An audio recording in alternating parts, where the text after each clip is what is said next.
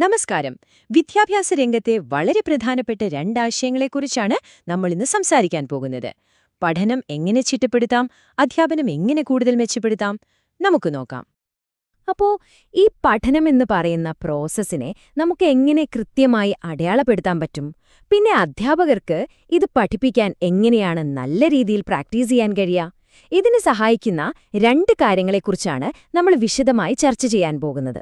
ഒന്ന്, പഠനത്തിന്റെ ബ്ലൂപ്രിന്റ് എന്ന് പറയാവുന്ന ബ്ലൂംസ് ടാക്സോണമി.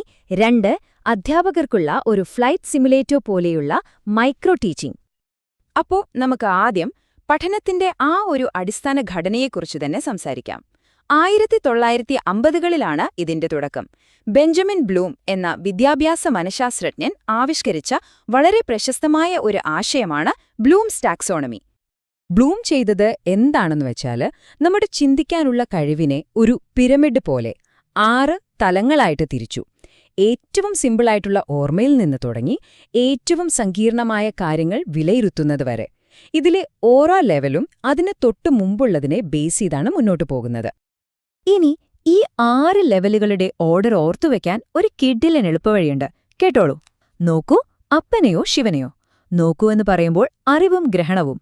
അപ്പനെയോ ശിവനെയോ എന്നതിൽ പ്രയോഗം, വിശകലനം, സംശ്ലേഷണം, വിലയിരുത്തൽ എന്നിവയും വരും. അടിപൊളിയല്ലേ? പക്ഷേ ഏതൊരു നല്ല ഐഡിയയും കാലത്തിനനുസരിച്ച് മാറുമല്ലോ അല്ലേ? അതുപോലെ ഈ ടാക്സോണമിക്കും ഒരു അപ്ഡേറ്റ് വന്നു. ഈ ക്ലാസിക് ഫ്രെയിംവർക്കിന് എന്ത് മാറ്റമാണ് വന്നതെന്ന് നമുക്ക് നോക്കാം. ഇതിന്റെ തുടക്കം 90കളുടെ മധ്യത്തിലാണ്. ലോറൻ ആൻഡേഴ്സൺ, ഡേവിഡ് ക്രാത്ത്വോഹൽ ഇവരുടെ നേതൃത്വത്തിലുള്ള ഒരു ടീം ഈ ടാക്സോണമി ഒന്നുകൂടി പുനഃപരിശോധിക്കാൻ തീരുമാനിച്ചു. അങ്ങനെ 2001 അവർ അതിന്റെ പുതുക്കിയ പതിപ്പ് പുറത്തിറക്കി. അപ്പോ ഈ പുതിയ പേരുകൾ എങ്ങനെ ഓർത്തിരിക്കും? അതിനും ഒരു രസകരമായ വഴിയുണ്ട്. എന്റെ കർത്താവേ എന്നോർത്താൽ മതി. ആൻഡേഴ്സൺ, ക്രാത്ത്വോഹൽ കേൾക്കുമ്പോൾ ഒരു സാമ്യമില്ലേ? പുതിയ വേർഷനിലെ ഏറ്റവും വലിയൊരു മാറ്റം എന്തായിരുന്നുവെന്നറിയാമോ? വാക്കുകളുടെ രൂപം തന്നെ മാറ്റി. അതായത് മുൻപ് അറിവ്, ഗ്രഹണം എന്നൊക്കെ നാമങ്ങളായിരുന്നുവെങ്കിൽ പുതിയതിൽ അത് ഓർക്കുക, മനസ്സിലാക്കുക എന്നിങ്ങനെ ക്രിയകളായി മാറി. പഠനമെന്നത് ഒരു നിശ്ചലമായ കാര്യമല്ല, അതൊരു ആക്റ്റീവ് പ്രോസസ്സാണെന്ന് കാണിക്കാൻ വേണ്ടിയായിരുന്നു ഇത്. സംശ്ലേഷണം എന്നതിനു പകരം സൃഷ്ടിക്കുക എന്നായി. കണ്ടില്ലേ ആ ഒരു ഡൈനാമിസം? ഈ പുതുക്കൽ 2 പ്രധാനപ്പെട്ട കാര്യങ്ങൾ കൊണ്ടുവന്നു. ഒന്ന്, നോളജ് ഡയമെൻഷൻ, അതായത് നമ്മൾ എന്ത് പഠിക്കുന്നു എന്നത്. അത് ചിലപ്പോൾ വസ്തുതകളാവാം, ആശയങ്ങളാവാം, അല്ലെങ്കിൽ ഒരു കാര്യം എങ്ങനെ ചെയ്യാമെന്നതിനെക്കുറിച്ചാവാം. രണ്ടാമത്തേത് പ്രോസസ് ഡയമെൻഷൻ, അതായത് നമ്മൾ എങ്ങനെ പഠിക്കുന്നു എന്നത്. ഓർക്കുക, മനസ്സിലാക്കുക, പ്രയോഗിക്കുക, അങ്ങനെ. അപ്പോ പഠനത്തിന്റെ ഓരോ ഘട്ടത്തിലേക്കുമുള്ള ഒരു ബ്ലൂപ്രിന്റ് നമുക്ക് കിട്ടി. കൊള്ളാം. പക്ഷെ ഒരു ടീച്ചർക്ക് ഈ ഓരോ സ്റ്റെപ്പും പഠിപ്പിക്കാൻ എങ്ങനെയാണ് പരിശീലിക്കാൻ പറ്റുക? അവിടെയാണ് നമ്മുടെ അടുത്ത വിഷയം വരുന്നത്, മൈക്രോ ടീച്ചിംഗ്. സ്റ്റാൻഫോർഡ് യൂണിവേഴ്സിറ്റിയിലെ DW അലൻ വികസിപ്പിച്ചെടുത്തൊരാശയമാണിത്. വളരെ സിമ്പിളായി പറഞ്ഞാൽ, അധ്യാപകർക്ക് പ്രാക്ടീസ് ചെയ്യാനുള്ള ഒരുതരം ഫ്ലൈറ്റ് സിമുലേറ്ററാണിത്. ഒരു വലിയ ക്ലാസ് റൂമിന്റെ എല്ലാ സമ്മർദ്ദങ്ങളും ഇല്ലാതെ ചെറിയൊരു സെറ്റപ്പിൽ കാര്യങ്ങൾ പഠിക്കാനുള്ള ഒരവസരം. അപ്പോ ഇതിന്റെ പ്രത്യേകത എന്താന്ന് വെച്ചാൽ, ക്ലാസ്സിലെ കുട്ടികളുടെ എണ്ണം വെറും 5-10 പേരായി ചുരുക്കും. അതുപോലെ തന്നെ പഠിപ്പിക്കാനുള്ള സമയം, അതും 5-10 മിനിറ്റ് മാത്രം. ലക്ഷ്യം ഇത്രയുള്ളൂ, ഒരുപാട് കാര്യങ്ങൾ പഠിപ്പിക്കുന്നതിനു പകരം ഏതെങ്കിലും ഒരു ഒറ്റ ടീച്ചിംഗ് സ്കില്ലിൽ മാത്രം ഫോക്കസ് ചെയ്യുക. മൈക്രോ ടീച്ചിങ്ങിന്റെ ഏറ്റവും വലിയ ശക്തി എന്താണെന്ന് ചോദിച്ചാൽ, അത് അതിന്റെ ഒരു സൈക്കിൾ അല്ലെങ്കിൽ ഒരു ചാക്രികമായ പ്രോസസ്സാണ്.